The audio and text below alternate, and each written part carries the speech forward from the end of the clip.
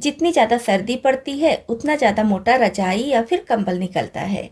तो दोस्तों अभी सर्दी बहुत ज़्यादा पड़ रही है तो हर घर में मोटी मोटी रजाई या फिर मोटे मोटे कंबल निकल गए होंगे।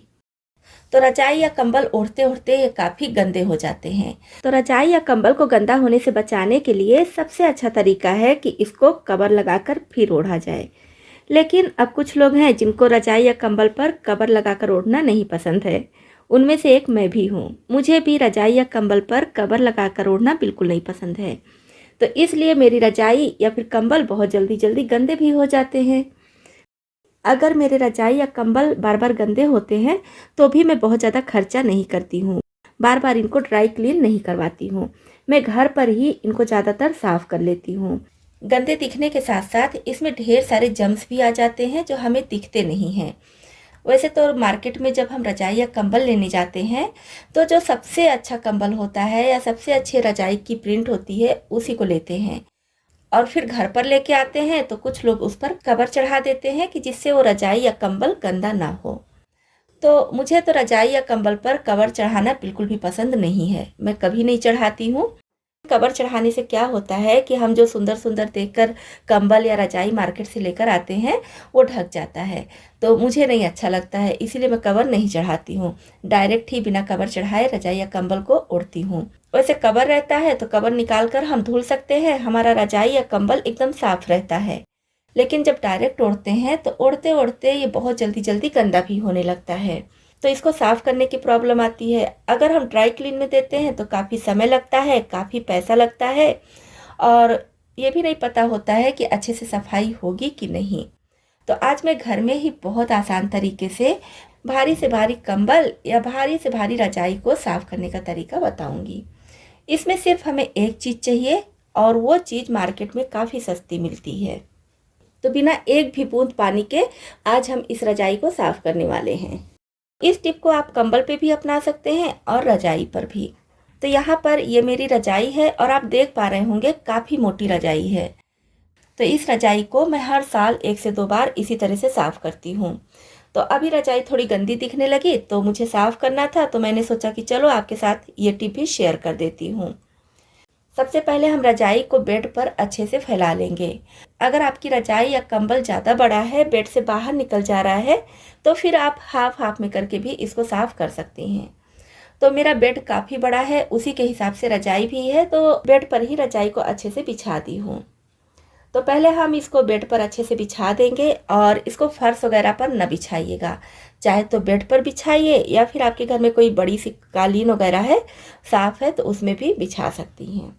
तो इसको साफ़ करने के लिए हमें क्या चाहिए, सबसे पहले हमें चाहिए बेकिंग सोडा, यानी कि खाने वाला सोडा या फिर मीठा सोडा भी इसको बोलते हैं। इस तरह के डिब्बे में आता है और पाउच में भी आता है, तो आप चाहे तो डिब्बे वाला लीजिए चाहे तो पाउच वाला लीजिए।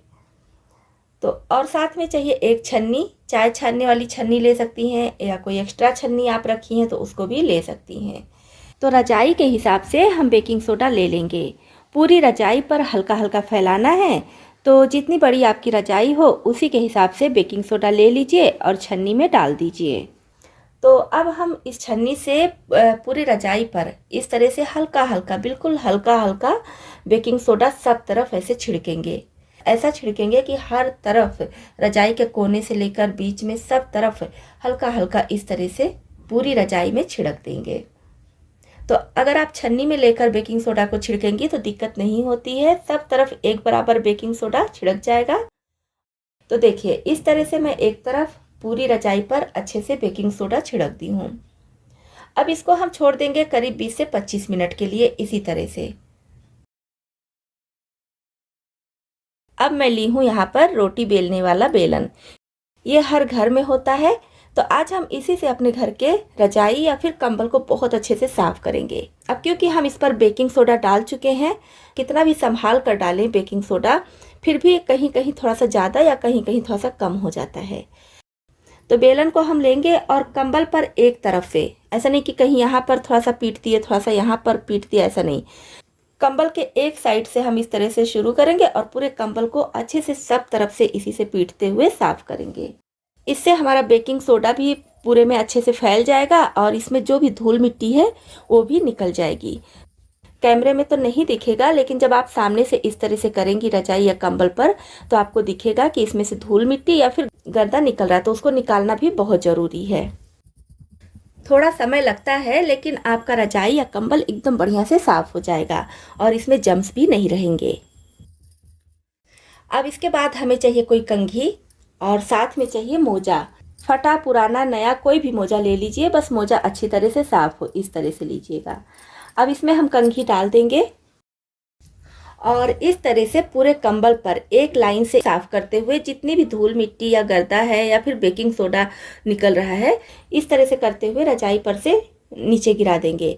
और बाद में जब सफाई हो जाएगी तो झाड़ू लगाकर हटा देंगे या तो फिर पोछा लगा देंगे, तो सारी गंदगी पोछे में चली जाएगी।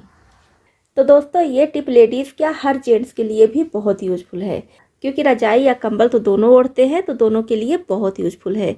इस टिप को आप भी अपने घर में ज़रूर अपनाएं। आपका बहुत ढेर सारा पैसा बचेगा और आपको रजाई या कंबल बार बार धुलवाने के लिए भी नहीं ले जाना पड़ेगा, जिसकी वजह से आपका समय भी बचेगा।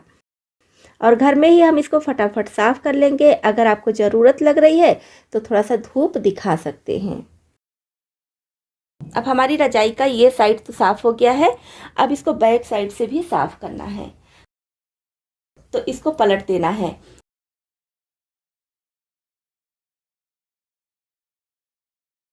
तो जैसे इधर से मैं साफ़ की हूँ उसी तरह से सेम दूसरे साइड से भी साफ़ कर लेंगे।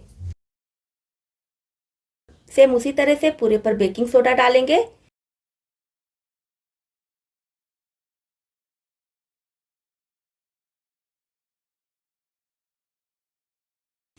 बीस से 25 मिनट के लिए छोड़ देंगे और फिर उसी तरह बेलन से पूरी रजाई को इस तरह से हल्का हल्का पीटेंगे, जो भी बेकिंग सोडा है, धूल मिट्टी है, सब निकल जाए।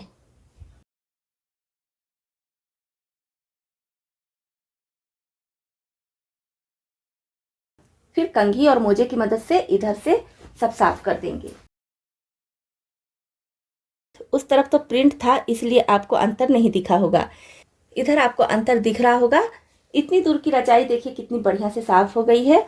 तो बाकी की भी हम इसी तरह से साफ कर लेंगे। तो बस बिना एक भी बूंद पानी के हमारी ये रजाई बहुत अच्छे से साफ़ हो चुकी है। और इसमें हम पानी का यूज नहीं किए हैं, जिसकी वजह से ना तो धूप दिखाने की ज़रूरत है ना ही फ़ैन चलाने की। तो इस तरह से आप भी अपने भारी से भारी रजाई या फिर कंबल को बहुत आसानी से साफ़ कर सकती हैं, जम्स फ्री रख सकती हैं। तो दोस्तों, आपको ये यूजफुल टिप पसंद आई हो तो वीडियो को लाइक कीजिएगा। इसी तरह से और भी ज़्यादा यूजफुल नई नई टिप्स देखने के लिए इस चैनल को सब्सक्राइब भी कर लीजिएगा। और अगर आप सब्सक्राइब कर चुके हैं, इस वीडियो को देख रहे हैं, तो आपको बहुत बहुत थैंक यू।